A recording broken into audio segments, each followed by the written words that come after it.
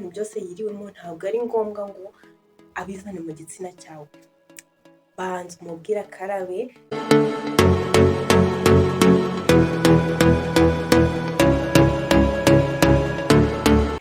Givers, nizereko mumeze neza cyane aho muri hose. Ni Clarisse Girishya nk'ibisanzwe. Uyu munsi tugiye kuganira kuri topic ivuga gutya: iki wakora kugira ngo igitsina cyawe gikomeze kuba gifite ubuzima bwiza. Aha turavuga ku bakobwa. Wowe mukobwa, ni iki wakora kugira ngo ubungabunge ubuzima bwiza bw'igitsina cyawe? Ni ibintu birindwi byonyine, ubundi nawe ushobora kuba wakiyongereraho ibyawe bitewe na experience ufite. Buri muntu wese bafite ukuntu abayeho ndetse n'ibyo yaciyemo byatuma avuga ati iki kintu ndagikora kikamfasha nkakomeza kuba meze neza. So rero reka dutangire n'ikintu cya mbere. Ikintu cya mbere cyo gukora ni akantu kavuga ngo ntukemere ko intoki cyangwa se iminwa yanduye ikugerera ku gitsina. Urimo gukora sex cyangwa se ugiye gukora sex, umuntu murimo gukorana sex ntukamwemerere ko mukora sex adakarabye intoki, kuko ntubuze aho yahoze akora, ntubuze ibyo yiriwemo. Rero bya bintu byose yiriwemo ntabwo ari ngombwa ngo abizane mu gitsina cyawe.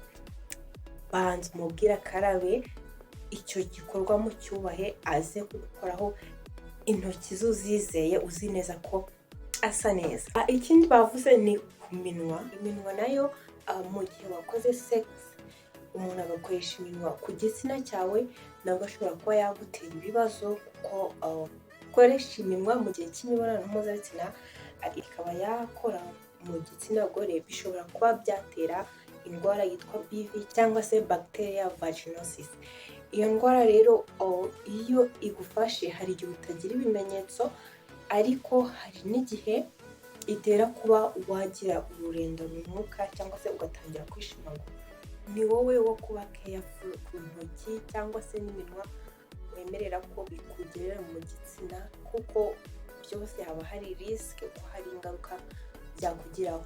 Ikintu cya kabiri ugomba gukora ni ukwihagarika cyangwa se kujya kuri toilette ukaba wanyara, niko nabivuga, ukaba wasohora inkari. Sinzi niba ari byo byumvikana neza. Nyine inkari zikaba zasohoka, kuko zikongera amahirwe yo kuba zasohora bagiteri zimwe na zimwe zagiye ku gitsina cyawe ndetse no ku mwanya inkari zisohokeramo.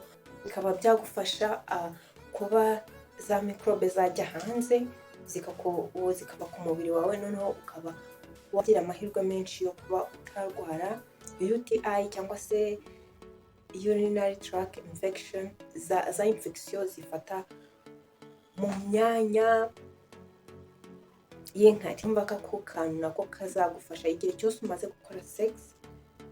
Genda ujye kuri toilette wihagarike. Icya gatatu cyo gukora ni uguhindura pad cyangwa se cotex nyuma y'amasaha 6 kugera ku 8 mu gihe cyose uri mu mihango. Niba uri mu mihango cyangwa se uri muri menstruation period ukaba wambaye pad, ibuka kuyihindura igihe cyose amasaha 6 kugera ku 8 ashize, kugira ngo ukomeze kwirinda za infection. Uko ugenda umara igihe kirekire wambaye pad imwe, nabyo bishobora kongera amahirwe, sinzi niba ari amahirwe, ariko nyine ibyago byo kuba wababuka cyangwa se wanarwara za infection turimo kuvuga. Nkuko ubyumva nawe, amasaha 6 kugera ku 8 ni igihe kinini cyane. Ni igihe rwose ugomba guhindura kugira ngo ube wakirinda no kubangamira abantu muri kumwe aho ngaho, kuko ni cya gihe nyuma yaho ushobora kuba watangira no kugira ikintu cy'umunuko, ukaba wabangamira abo muri kumwe. Umuntu wese muri kumwe akabwirwa akamenya ko uri mu mihango, kubera gusa ko wamubangamiye. Amasaha 6 kugera ku 8 genda uhindure, kandi bitewe n'uko imihango yawe iza ushobora no kuba wahindura no ku masaha 3. Ntabwo iryo ari itegeko, ushobora kuba wahindurana mbere yaho, ariko nyine icyo gihe cyo ntukirenze rwose, ihangane. Ikindi kandi ibuka koga uko uhinduye pad, ubanze woge kugira ngo ukomeze kuba uri fresh and clean. Tugiye noneho ku cya kane. Icya kane ugomba gukora igihe cyose ugiye kuri toilette, igihe cyose ugiye mu bwiherero ugiye kwisukura, ukoresha papier hygienique neza, wisukura uvanye imbere ujyane inyuma, ureke kuvana imyanda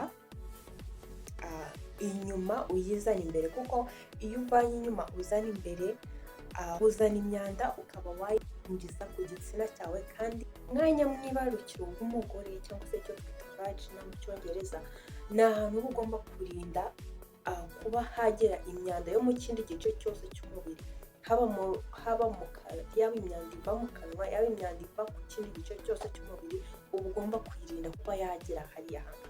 Rero niba ugiye kwisukura ukisukura uvanye inyuma, imyanda yose ivuye inyuma urimo kwizana ku gitsina cyawe, kandi nigira amahirwe yo kuhinjira, ibibazo izaguteza ntabwo bizagira uko bingana, kuko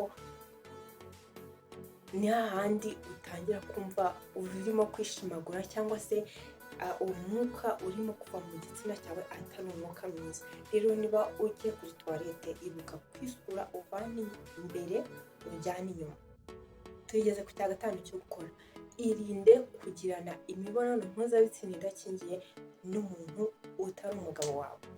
Niba umuntu atari umugabo wawe, akaba atari umugore wawe, ubwo ndavuga ku bagabo, irinde gukora imibonano mpuzabitsina nawe idakingiye, kubera ko niho hantu hava za ndwara zose zandurira mu mibonano mpuzabitsina, za mburugu, imitezi, sida, inda zitateguwe, ibibazo byose biza ku mugore ndetse n'ukundi muntu w'umugabo byamubaho bimwe na bimwe. Ariko nyine niba ushaka kugira amahoro, igitsina cyawe kikagira umutekano, irinde gukorana imibonano mpuzabitsina idakingiye n'umuntu utari umugabo wawe. Nubwo wowe waba uzi ko ari buryamana nawe gusa, ariko we aragenda n'ubundi, niba nawe yakoze unprotected sex ahandi yagiye akajya ku wundi, ibyo yavanyeyo byose arabikuzanira ukakira, kuko nawe ntabwo mujya mwikingira.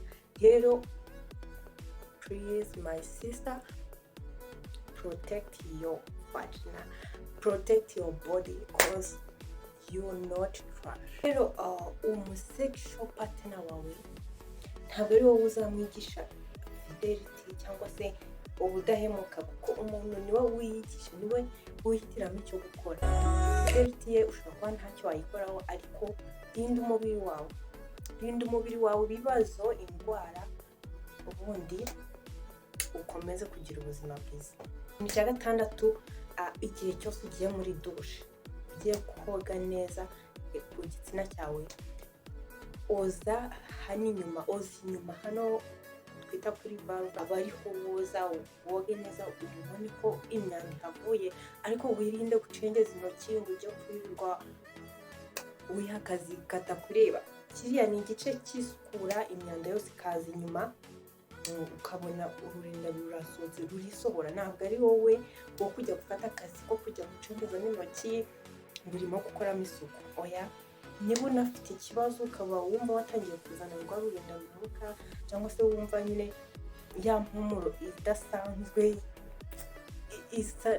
yabaye umunuko, ntabwo ari icyo gihe cyo kuva mu gihe kujya gucengeza n'intoki uhasukura. Genda wivuze bisanzwe, ariko hariya ni ahantu wisukura inyuma, ubundi bindi ubiharekera. Icya karindwi ndi bubasangize ari nacyo cya nyuma, irinde kwambara nika cyangwa se amakariso akwegereye cyane, agufashe cyane mu gihe cyose wamaze kwiyogosha. Niba wiyogoshe, uba ugiye kugira mu gihe cyagiye imisatsi igiye kumera nyine bushyashya.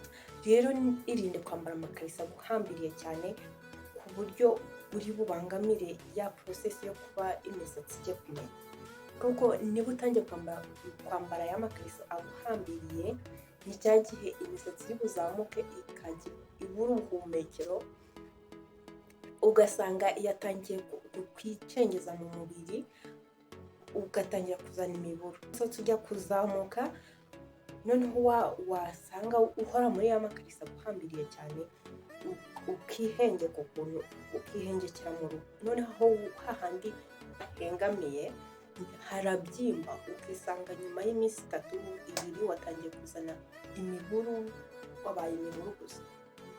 Rero niba wamaze kwiyogosha, gerageza kwambara amakariso atarekuye cyane ariko nanone atabangamira uruhu rwawe. N'ibyo bintu rero nashakaga kugusangiza, nawe niba ufite idea y'ikindi twakongeramo, yandike muri comment kugira ngo n'abandi bayibone. Noneho niba ufite icyifuzo cyangwa se igitekerezo, cyandike muri comment kugira ngo dukomeze gusangira ibitekerezo. Kandi ikindi wibuke gukora subscribe niba utarayikora, nawe wayikoze, I really appreciate. Nukuri warakoze cyane. Reka tuzabonane muri video itaha. Ndabakunda cyane. Bye.